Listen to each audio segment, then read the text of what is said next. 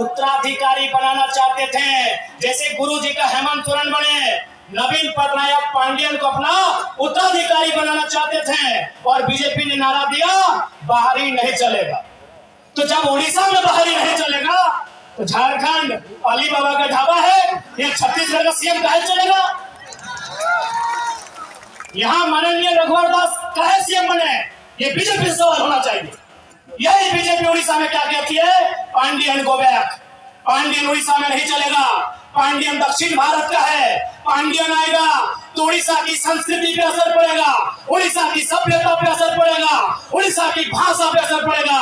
तो हम भी कहते हैं बीजेपी वालों से, अगर संजय सेठ आएंगे, अगर बीडी राम आएंगे, अगर जयंत सिन्हा आएंगे, अगर राज सिंह आएंगे, अगर बिरंची नारायण आएंगे तो झारखंड की भाषा, झारखंड की सभ्यता पे असर पड़ेगा, असर पड़ेगा झारखंड की परंपरा पे। इसलिए माननीय हेमंत बिस्वा जी, मैं ये संदेश आप तक देना चाहूंगा। मैं तारीफ करूंगा आपकी, आप बहुत कुशल राजनेता है, आप बहुत ही माहिर खिलाड़ी है राजनीति के।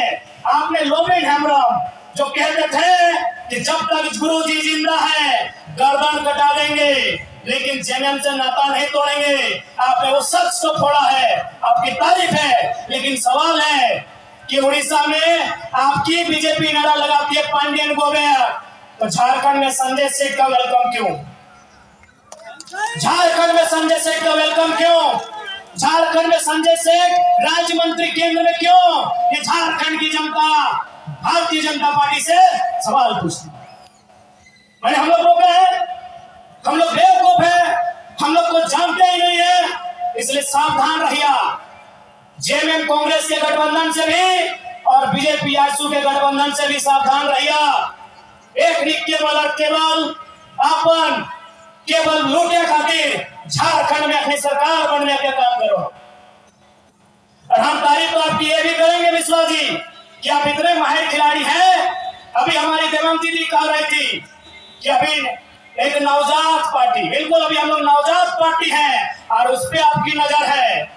मीडिया वालों से बहुत अच्छा मीटिंग कर रहे हैं, पैकेज भी अच्छा दे रहे हैं, बहुत माहिर खिलाड़ी हैं माननीय विश्वा जी। आपकी इस कुशलता का हम तारीफ करते हैं। आप इतने माहिर खिलाड़ी हैं कि एक नवजात पार्टी जराम महतो के नेतृत्व में झारखंड लोकतांत्रिक क्रांति मोर्चा के खिलाफ भी आप बहुत साजिश कर रहे हैं। चलिए स्वागत है, आपकी साजिश हमें कमजोर नहीं करेगी, दुगना मजबूत बना के हमें सामने लाइए।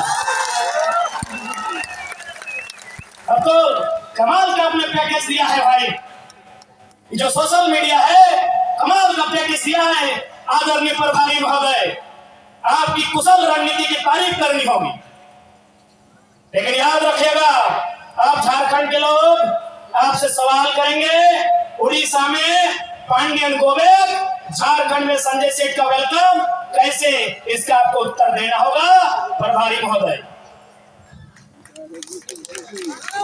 ये लोग केवल झारखंड को बेवकूफ समझ लिया है कि झारखंड को कुछ नहीं आता। सही में हम लोग इस बात को मानना भी होगा कि हम लोग थोड़ा सा कभी कभी बेवकूफी वाला काम भी करते हैं।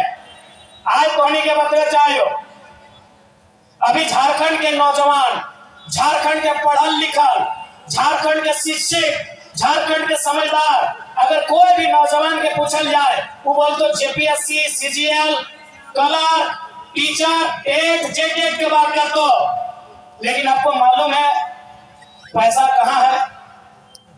पैसा एजेंसी में है, पैसा ठेकेदारी में है। आज तक आपका ध्यान नहीं गया, बड़ा बात बताने आए हैं। उदाहरण लेते हैं, आपके पंचायत से उदाहरण लेते हैं, पंचायत भवन से उदाहरण लेते हैं। झारखंड में लगभग 4,500 पंचायत भवन है।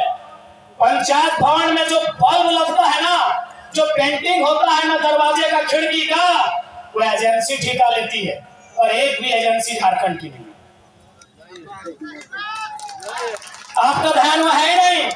अरे जिस दिन झारखंड में ये नियम बनेगा कि जमीनदाता को मालिकियत का अधिकार मिलेगा, कोयला के खदानों में, उद्योग में, तमाम जमीनदाताओं को जिस दिन झारखंड में व्यवस्था होगी कि आपको मालिकाना हक मिलेगा, अरे बीडीओ, सीओ और दरोगा की नौकरी आपको मामूली लगेगी, मामूली लगेगी। हम लोग एक बड़ा विजन के साथ राज्य में आए हैं। चलिए ठीक है, बीडीओ की सैलरी क्या है, चलिए गुणा भाग करते हैं। क्या सैलरी है बीडीओ की? 50,000, 50,000, 12 यानी 6 लाख, सालाना 6 लाख ना, सालाना 6 लाख। एक बीडीओ कितना दिन नौकरी करेगा? 30 साल। एक साल में 6 लाख, 30 साल को गुना कीजिए, 1,80 लाख। कितना? 1,80 लाख। 1,80 लाख। ठीक से गुना कर लिए? हाँ। 6 लाख गुना 30 साल, यानी 6 लाख में अगर 1 जीरो देंगे 30 का तो 60 लाख। 60 लाख को गुना करेंगे कितना से? 3 से। गुना कर लीजिए, 60 लाख, 60 लाख, 1 करोड़ 20 लाख, 1 करोड़ 80 लाख, यानी एक बीडीओ का जिंदगी भर का महीना कितना हुआ? 1 करोड़ 80 लाख। आपके आसपास जितना ठेकेदार है, जितना Maa Lakshmi enterprises, Krishna enterprises, Ram Lakhan enterprises, Rahim enterprises, जितना भी इंटरप्राइजेज है, जितना भी आउटसोर्सिंग एजेंसी है, जितना कंपनी है, बताइए उनका तनख्वाह कितना? अरे एक टेंडर में उन लोग अगर 10 लाख बचाया तो सोच लीजिए कितना तनख्वाह होगा। यानी झारखंड के लोग कभी दूर तक सोचे ही नहीं है। उनको लगता है बीडीओ का नौकरी बहुत बड़ा है, उनको लगता है सीओ का नौकरी बहुत बड़ा है, उनको लगता है सीजीएल का नौकरी बहुत बड़ा है। लेकिन आप जानिए, आप जो एक बल्ब लगा रहे हैं ना सरकारी दफ्तर में, एजेंसी के माध्यम से लग रहा है। अगर कलम जा रहा है ना तो एजेंसी के माध्यम से जा रहा है। अगर आप बेडशीट बदल रहे हैं ना तो एजेंसी के माध्यम से जा रहा है। जा रहा है कि नहीं? अरे उतना तो छोड़िए, अब स्कूल में प्रिंसिपल सरकारी होता है, फिजिक्स का मास्टर सरकारी होता है, मैथ का मास्टर सरकारी होता है, लेकिन टीटी, आईटी और स्पोर्ट टीचर एजेंसी से जाता है। झारखंड के लोग कभी सोचे नहीं, इतना पढ़ा लिखा युवा है, समझा रहे, समझिए। फिजिक्स का टीचर सरकारी होता है, केमिस्ट्री का टीचर सरकारी होता है, खेलने वाला टीचर अभी सरकारी नहीं होता है। आईटी एक सब्जेक्ट आया है, हम लोग आईटी है आपका, आईटी का टीचर सरकारी नहीं होता है। एक टीटी सब्जेक्ट आया है, टीटी का टीचर सरकारी नहीं होता है, गार्डनर सरकारी नहीं होता है, वॉचमैन सरकारी नहीं होता है, गेटमैन सरकारी नहीं होता है। कितना कितना लगा है सोच लीजिए। एजेंसी कौन लेती है? एजेंसी। इसलिए अगर हम लोग सरकार में आए तो बीडीओ सीओ का नौकरी में नहीं, एजेंसी में झारखंडी को भरेंगे। एजेंसी भी झारखंडी का होगा, ठेकेदारी भी झारखंडी का होगा। आप असल में अपने दिमाग को वहां तक डेवलपमेंट ही नहीं किए हैं। आप अपने दिमाग को वहां तक डेवलप ही नहीं किए हैं। आपने वहां तक सोचा ही नहीं है कि झारखंड लूट कहां रहा है। आप कहीं चले जाइए, कोई भी सरकारी भवन, चाहे वो पंचायत भवन है, चाहे स्वास्थ्य केंद्र है, चाहे उप स्वास्थ्य केंद्र है, चाहे प्रखंड कार्यालय है, यहाँ बीडीओ सीओ सरकारी है, ऑपरेटर सरकारी नहीं है भैया। यही यहाँ जाइए, बीडीओ सरकारी है, सीओ सरकारी है, बीओ सरकारी है, बीएओ सरकारी है, यहाँ 30 को 32 को अधिकारी है, वो सरकारी है। लेकिन बाकी जितना है वो एजेंसी से जाता है, आउटसोर्सिंग से जाता है, और वो आउटसोर्सिंग झारखंडी का नहीं है, हैदराबादी, गुजराती, इलाहाबादी।